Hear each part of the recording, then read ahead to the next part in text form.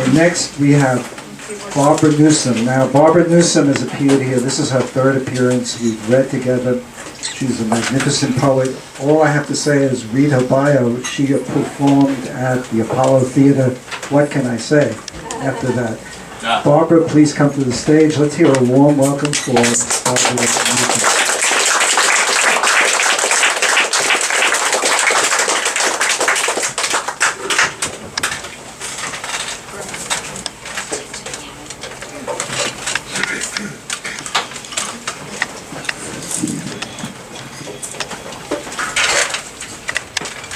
Thanks everybody for being here. Thank you, Bernie and Diane. It's a total pleasure. And I don't have a title, so I'm just going to get started. It's one piece. Tobacco leaves reached towards the sky and hid my small body. Little girl, knee-high, as I move through the field behind and sometimes next to mother. Learn to follow down the rows and notice weeds and things of green.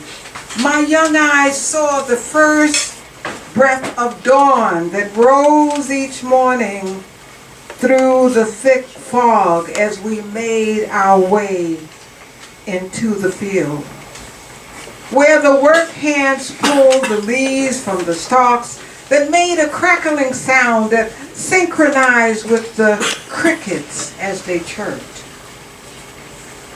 Rays of mist on the leaves soaked our clothes till the noon sun with its brilliant light and rising heat dried them. Dust, the shoes that covered my feet, earth, the carpet that taught me its many textures, dry and heat, moist and muddy after rain, damp and cold at dawn, when dew stole the birth of morning before the sun broke through.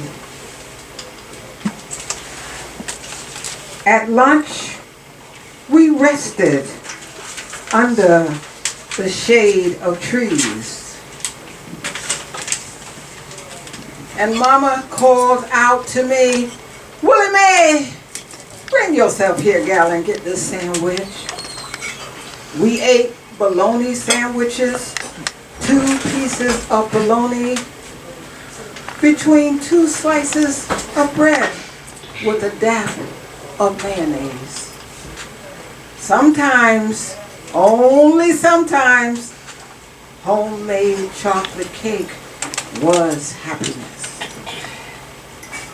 Twigs, clumps of dirt, old leaves, and rotten wood, our toys. We played a distance from the field hands as they shared stories of ghosts who found their way out of the graveyard and flew around Mount Pleasant Baptist Church. Our ears as wide as the sea, their words sunk deep within us, and sometimes their words felt like giant waves swallowing us.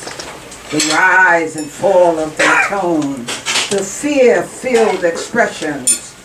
You know what they say, you dig a grave for somebody else, fall in it yourself. Seeing it happen, oh my Lord, tell the truth. I'm telling you the truth.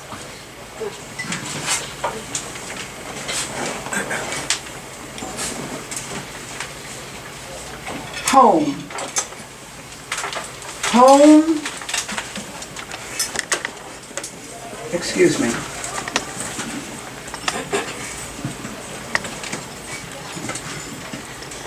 We played following the trail of red ants, counting clover leaves, hoping to find one with 4 leaves that would bring luck to our unlucky lives.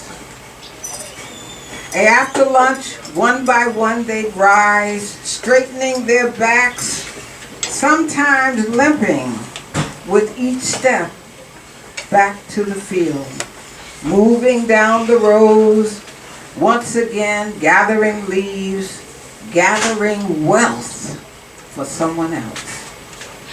Till evening fell like a thin veil over the fields, we began to file out of the rows, emerging with the weight of the day, a load to carry. Everyone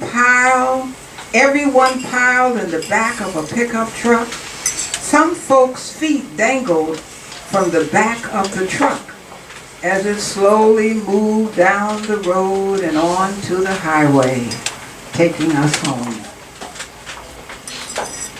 Home to the broken screen door and the center blocks for steps.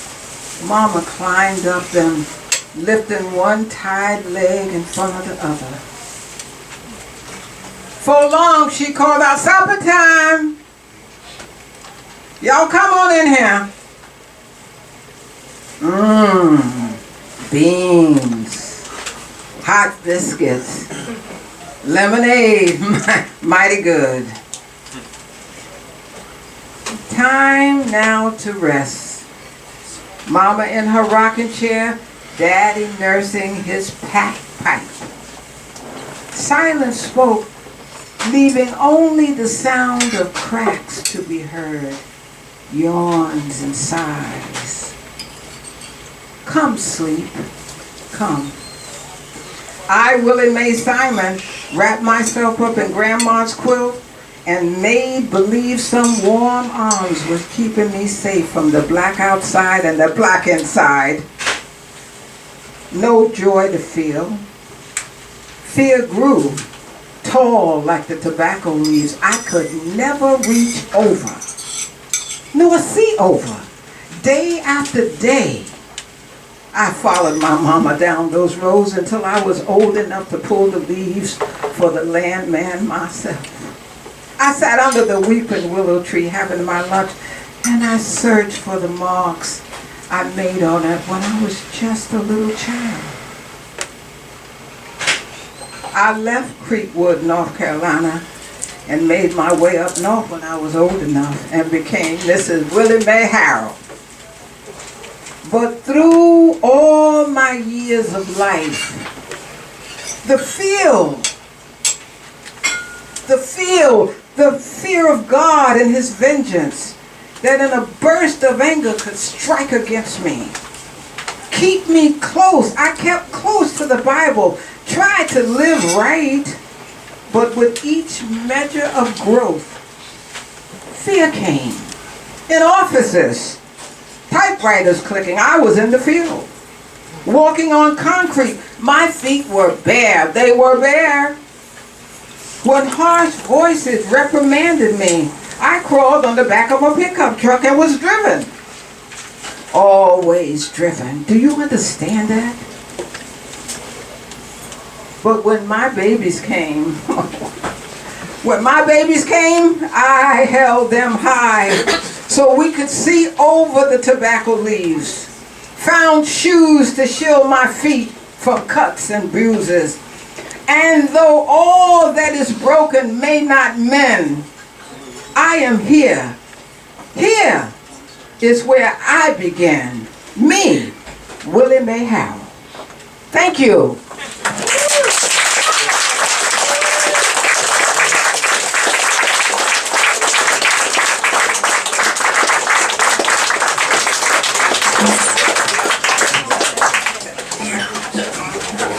Okay, so self-effacing, Barbara, you'll have to come back again. That was incredible, very moving, very beautiful piece. Really touch our hearts. Let's hear a warm welcome, a warm applause for